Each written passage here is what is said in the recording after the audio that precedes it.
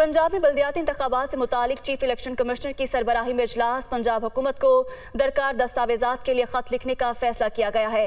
पंजाब में तीसरी मरतबा बल्दियाती हल्का बंदी कराना मजाक नहीं। चीफ इलेक्शन कमिश्नर की जानिब से ये कहना है, क्या इलेक्शन कमीशन पुरानी हल्का बंदियों पर इलेक्शन करा सकता है?